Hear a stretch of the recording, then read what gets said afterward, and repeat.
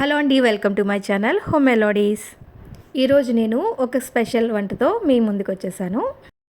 Omelette కర్రీని ఏ విధంగా తయారు చేయాలో చూపించబోతున్నాను. ఇది చపాతీలోకి, రోటీల్లోకి, రైస్లోకి చాలా బాగుంటుంది. మరి ఆలస్యం చేయకుండా వీడియోలోకి వెళ్ళిపోతాం.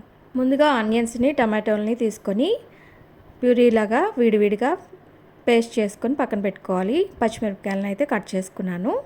ముందుగా ఒక పాన్ పెట్టుకొని ఆమ్లెట్లను అయితే వేసేసుకోవాలి. ఒక చిన్ని మూకుడిని అయితే తీసుకొని దాంట్లో ఆయిల్ అయితే వేసుకొని దాంట్లో చిటికెడు సాల్ట్ని అయితే స్ప్రింకిల్ చేస్తున్నాను. అలా అయితే వెంటనే వచ్చేస్తుంది. ఆమ్లెట్ తిరిగేసినప్పుడు మనకి ఈజీగా వచ్చేస్తుంది అనమాట. అందుకని చిన్న చిటికెడు సాల్ట్ని అయితే వేసాను. ఇప్పుడు ఆమ్లెట్ వేసేసుకొని దానిపైన సాల్ట్, కారం, పసుపు వేసుకోవాలి. దీనిపైన మిరియాల పొడి కూడా వేసుకోవచ్చండి, బాగుంటుంది. ఇవన్నీ వేసుకొని ఆమ్లెట్లు అయితే వేసేసుకోవాలి. ఒకదాని తర్వాత ఒకటి వేసేసుకున్నాను. 4 వరకు ఆమ్లెట్లను అయితే వేసేసుకున్నాను. ఇలా జాగ్రత్తగా తీసుకొని ఒక ప్లేట్లోకి అయితే తీసేసుకోవాలి. ఇలా చిన్నగా వేసుకుంటే బాగుంటాయండి కూర.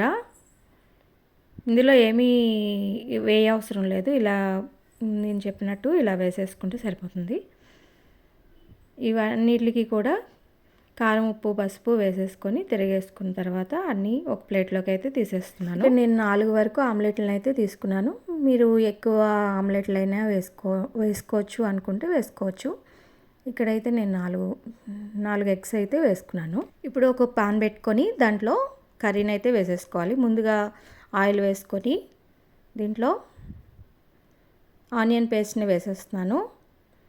ఈ ఆనియన్ పేస్ట్ని బాగా వేయించుకోవాలి. నూనెలో బాగా వేయించుకున్న తర్వాత దీంట్లోని పచ్చిమిరపకాయలు వేసేసుకోవచ్చు. మీడియం ఫ్లేమ్లోనే బాగా వేయించుకోవాలి ఉల్లి ముద్దని. ఇప్పుడు పచ్చిమిరపకాయలను అయితే వేసేస్తున్నాను. వేసుకొని బాగా కలుపుకోవాలి, బాగా వేగిపోవాలి. పసుపు కూడా వేసేసుకోవాలి. పసుపు కూడా వేసుకొని బాగా కలుపుకోవాలి. కలుపుతూ వేయించుకోవాలి.